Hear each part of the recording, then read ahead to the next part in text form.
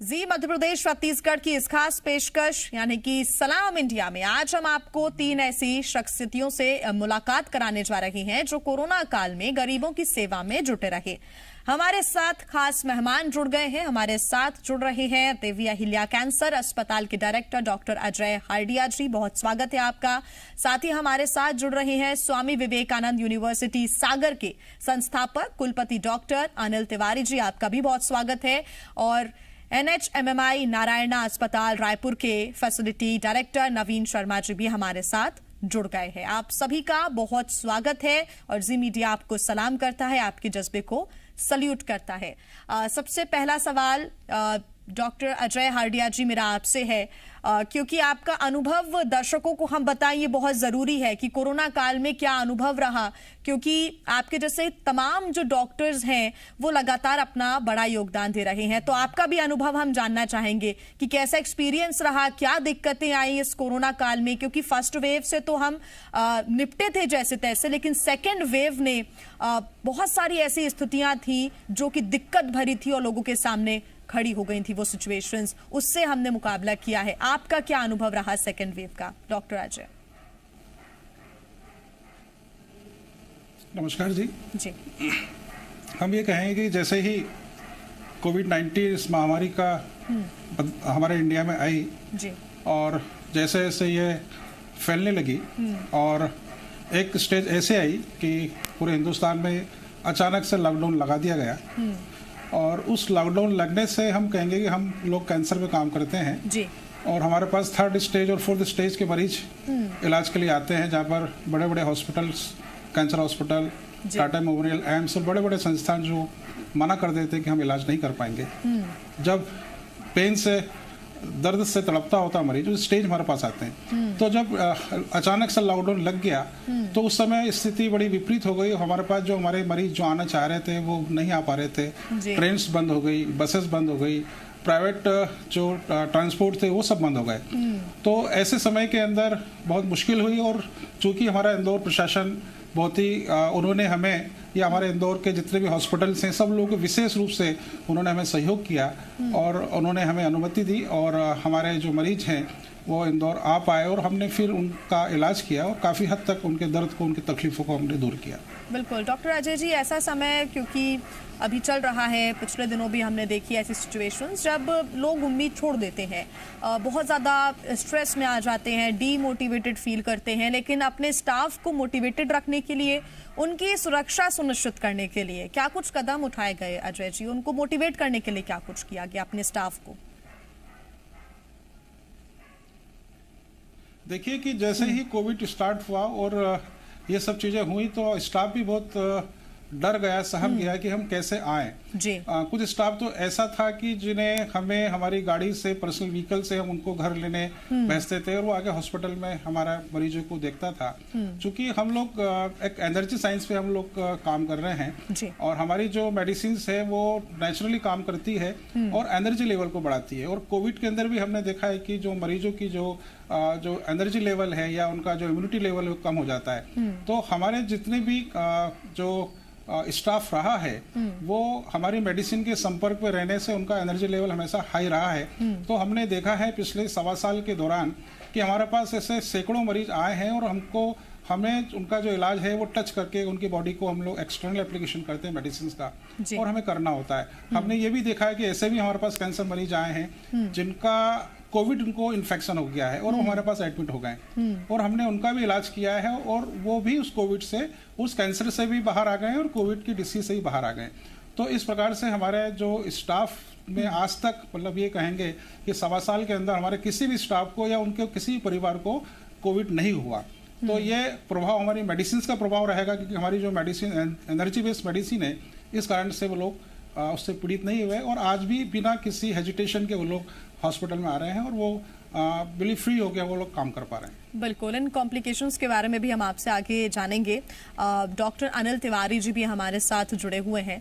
Doctor Anil Tiwari ji, मैं आपका experience भी जानना चाहूंगी, क्या अनुभव रहा, क्योंकि लगभग 2 साल हो गया है, पूरा देश ही नहीं पूरी दुनिया कोविड से लड़ रही है इस वक्त। और इंडिया की हम बात करें तो सेकेंड वेव में हमने 4 लाख से ऊपर के आंकड़े देखे हैं। इतनी ज्यादा हाहाकार मचा हुआ था।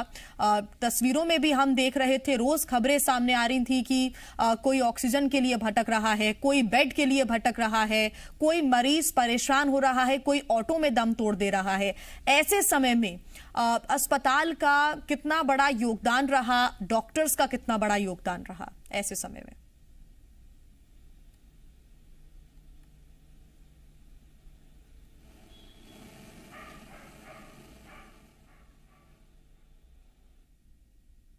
वह बड़ी भयावह स्थिति थी जी। उस समय जो भी फोन आता था सिर्फ उसके साथ एक ही बात हुआ करती थी कि हमें हॉस्पिटल के अंदर कहीं बेड दिला दीजिए, कहीं ऑक्सीजन की व्यवस्था करवा दीजिए, कहीं सिलेंडर की व्यवस्था करवा दीजिए, कौन सी हॉस्पिटल जाना उचित होगा, क्या हमें दवाई लेना चाहिए जी। तो मैं बेसिक अपने स्वामी विवेकानंद यूनिवर्सिटी का कोविड हॉस्पिटल हमने दिया हुआ था जी। प्रोटोकॉल लगभग मालूम था। हमारे पास कुछ डॉक्टर के पर्चे लिखवा के रखे हुए थे, उनको मैं फॉरवर्ड कर देता था जी। यथासंभव दवाई की किटली बना के रखी हुई थी, उनको दे देता था। ऑक्सीजन के सिलेंडर की व्यवस्था करके रखी हुई थी घर पर, वो उपलब्ध करा देता था। सारे हॉस्पिटल के डॉक्टर्स के साथ संपर्क था कि यदि एक पलंग भी खाली होता था तो वहां पहुंचा देते थे लोगों को कि आप वहां पहुंच जाइए, वहां ऐसी व्यवस्था हो जाएगी। और मैंने एक सिस्टम और किया था कि कोई भी व्यक्ति आता था तो डॉक्टर को मैं लाइन पर ही ले लेता था। कभी यह नहीं करता था कि किसी से कहूं कि आप रुकिए मैं आपको कॉल बैक करता हूं। मैं कहता था आप होल्ड करिए, मैं आपकी बात डॉक्टर से कराता हूं। मैं डॉक्टर से बात करा देता था और उसको संतोषी हो जाती थी। कभी कोई डॉक्टर की डबल डॉक्टर्स का ओपिनियन की आवश्यकता पड़ती थी तो भी करा देता था। सागर, भोपाल, दिल्ली सारे डॉक्टर्स को लाइन पर कनेक्ट करके रखा हुआ था कि हमारा फोन जाएगा, इमरजेंसी होगी, आप तत्काल उनको सलाह दे देना, जिससे कि उनकी हौसला अफजाई हो जाए, उनकी जान भी बच जाए। यदि आपके यहाँ पलंग खाली होता है तो पलंग मिल जाए, ऑक्सीजन की व्यवस्था है तो ऑक्सीजन हो जाए। और हमने जो स्वामी विवेकानंद विश्वविद्यालय का 200 बेडेड हॉस्पिटल दिया, उससे यह बड़ा लाभ हुआ कि काफी लोगों को तो आसानी से पलंग उपलब्ध हो गए और सारे डॉक्टर हमारी बात को सुनने लगे, मानने लगे और तत्काल उनको सलाह भी देने लगे। यह लाभ हमारे लिए हुआ। यह भयावह स्थिति दोबारा न आए, ऐसी मैं भगवान से प्रार्थना करता हूँ कि यह कोरोना की दूसरी लहर के बाद तीसरी लहर हमारे भारत देश में न आए, ऐसी स्थिति का हमें सामना करना पड़े। बिल्कुल डॉक्टर अनिल जी, यानी कि ये कह सकते हैं, ये बोलने में कोई गलत नहीं होगा कि एक दूसरे से डॉक्टर्स जुड़े रहे, एक का काम, क्योंकि ये बिल्कुल नहीं था, टीम वर्क इसमें करना था। और अभी भी यही अपील है कि सभी टीम वर्क करते रहें, एकजुटता के साथ काम करते रहें, तभी पॉसिबल हो पाएगा कि किसी को मदद मिल सके। डॉक्टर अनिल जी।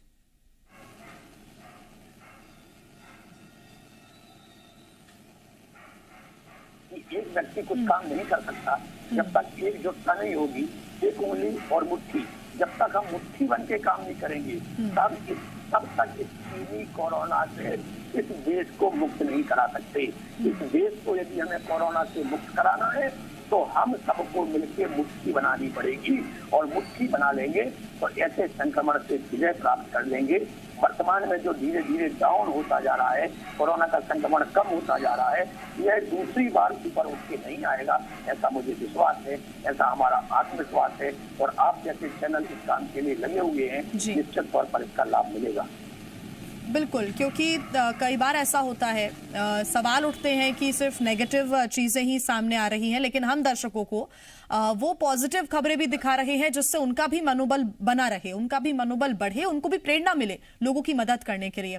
डॉक्टर अजय, सवाल मेरा कॉम्प्लिकेशंस को लेकर ही है, क्योंकि कैंसर जैसी बीमारी, इसके केसेस पे तो कोई ध्यान ही नहीं दे रहा है, या फिर ऐसी बीमारी पर कोई ध्यान ही नहीं दे रहा है। अभी पूरा फोकस अगर किसी पर है तो वो कोरोना, और अगर थोड़े से भी लक्षण होते हैं तो कोई भी व्यक्ति घबरा जाता है। किसी को हल्का मामूली सर्दी जुकाम भी है तो वो घबरा जाता है, स्ट्रेस में आ जाता है, साथ ही डॉक्टर से सलाह नहीं लेता है, बल्कि अपने आप ही वो मेडिसिन लेने लगते हैं। ये भी हमने देखा है। ऐसे में कई कॉम्प्लिकेशंस उनको होते हैं। ऐसे केसेस आपके पास भी आए होंगे, उनको हैंडल करना और फिर अपने स्टाफ को वैसे मरीजों को हैंडल करवाना, ये कितना आवश्यक रहा, या फिर ऐसे केसेस क्या आपने देखे अपने अस्पताल में? जी बिल्कुल, हम कहेंगे कि हम ये देखते हैं कि ऐसे बहुत सारे हमारी बीमारियां जैसे हार्ट डिसीज है, ऐसे कई लोग हैं जिनको कार्डियक अरेस्ट हुआ है और वो हॉस्पिटलाइज गए हैं और उनको बोल दिया गया है कि ये कोविड हॉस्पिटल है, हम उसको एडमिट नहीं कर पाएंगे जी। और उस कंडीशन भी हमारा जो कैंसर हॉस्पिटल है इसके बाद भी हमारे पास ऐसे मरीज आए हैं और हमने हमारे हॉस्पिटल में अपना आईसीयू में एडमिट किया है और हमने उनका इलाज किया है जी। तो हमने देखा है कि इस कोविड जैसी बीमारी के अंदर हमारे ऐसे बहुत सारे जो रेगुलर जो मरीज हैं जिनको रीनल ट्रांसप्लांट होना है, जिनको डायलिसिस हो रहा है, उन्हें बहुत दिक्कत हो रही है। कार्डियक पेशेंट हैं, वो बेचारे अपना ट्रीटमेंट कर ही नहीं पा रहे हैं। ऐसे अन्य बीमारियां हैं, ब्रोंकाइटिस है, लंग्स संबंधित बीमारियां हैं, लंग कैंसर है, ऐसे बहुत सारी बीमारियां हैं जिसके अंदर बराबर जो इलाज होना चाहिए और नहीं हो पा रहा है और इस कारण से कॉम्प्लिकेशन पेशेंट में बढ़ रहे हैं और इस कारण से उनकी डेथ भी हो रही है। तो हमें यही, हमारी सरकार को भी आवश्यकता है कि ऐसे जो हॉस्पिटल हैं उनके अंदर भी ये सब सुविधाएं होनी चाहिए और ऐसे हॉस्पिटल जहाँ पे जो मना कर देते हैं कि हम ये इमरजेंसी कैजुअलिटी नहीं लेंगे, उस कारण से भी जो डेथ रेट कोविड की वजह से नहीं, इन बीमारी की वजह से डेथ रेट और बढ़ रहा है। वही डॉक्टर अजय जी, क्योंकि ऐसे कई मरीज होंगे जो कैंसर से पीड़ित होंगे, जिन्हें हार्ट डिसीजेज होंगी, उनको कोरोना ने भी अपनी चपेट में ले लिया होगा। ऐसे में क्या देवी अहिल्या कैंसर अस्पताल में वो व्यवस्थाएं थी ताकि कैंसर से जो पीड़ित है अगर उसको भी कोविड हो जाता है तो उसके लिए अलग से व्यवस्था हो, उनके लिए अलग से डॉक्टर्स स्पेशलिस्ट हो वहां पर? हाँ जी बिल्कुल, हमारे यहाँ ऐसी सभी व्यवस्था है। हम लोग हर इमरजेंसी को हम लोग अपने हॉस्पिटल में रखते हैं और कार्डियक डिसीज हो या अन्य कोई भी इमरजेंसी बीमारी हो वो हम हॉस्पिटल में रख के हमने इलाज किया है और काफी लोगों की हमने जान बचाई है। बिल्कुल। सबसे पहले, क्योंकि सबसे पहले यही बात सामने आती है कि आप अपने स्टाफ को कैसे सुरक्षित रखें। जैसा कि आपने बताया कि पहले थोड़ा डर भी था, ऐसे में कई ऐसे कदम उठाए गए ताकि हेल्थ वर्कर्स के अंदर से डर खत्म हो।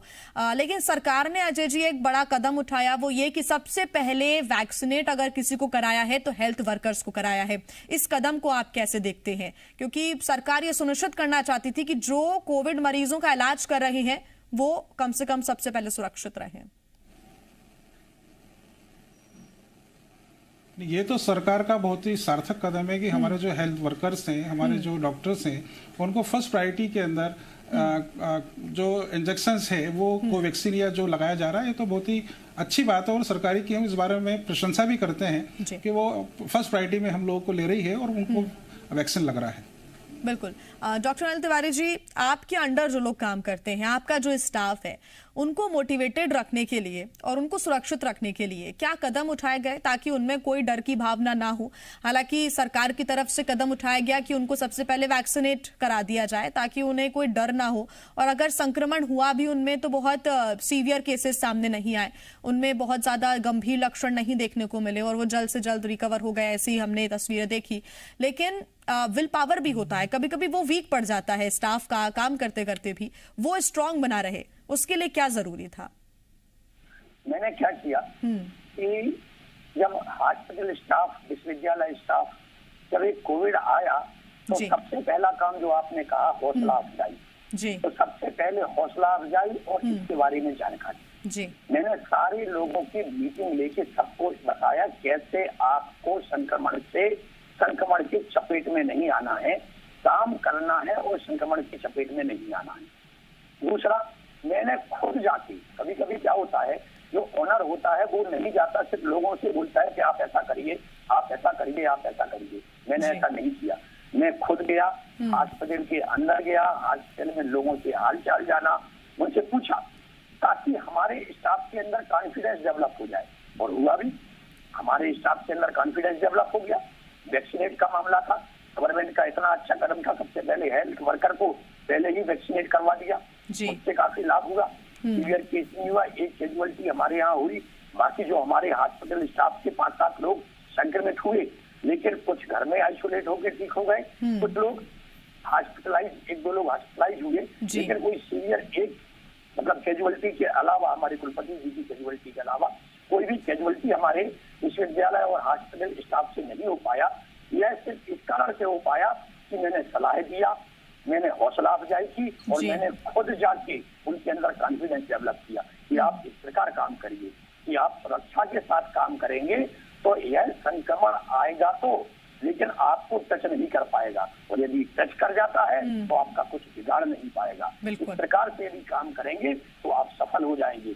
उनको उदाहरण दिया, मैंने उदाहरण दिया अन्य डॉक्टर्स का, मैंने उदाहरण दिया पुलिस का, मैंने उदाहरण दिया आप जैसे पत्रकारों का कि आप तो 24 घंटे फील्ड में हैं, लेकिन फील्ड में रहते हुए एक किसी घटना को लेके मत बैठिए, लाखों करोड़ों लोगों को देखिए, 1 करोड़ लोग में यदि एक कोई कैजुअल्टी हुई है तो एक पर ध्यान मत दीजिए, जो लाख लोग काम कर रहे हैं उस पर आप ध्यान दीजिए, तो निश्चित तौर पर इसका बिल्कुल। डॉक्टर अनिल जी, ये बहुत अच्छी बात आपने कही, एक दूसरे को देखकर मोटिवेट हो रहे हैं, हम भी आपको देखकर, यानी कि आप जैसे तमाम डॉक्टर्स को देखकर मोटिवेटेड फील करते हैं। ये भी सोचते हैं कि जब तमाम डॉक्टर्स उन लोगों की मदद कर रहे हैं जो खुद कोरोना से संक्रमित हैं, तो फिर हमें भी ये पूरी रिस्पॉन्सिबिलिटी निभानी चाहिए कि सही खबरें और मोटिवेशनल खबरें लोगों तक पहुंचाई जा सके।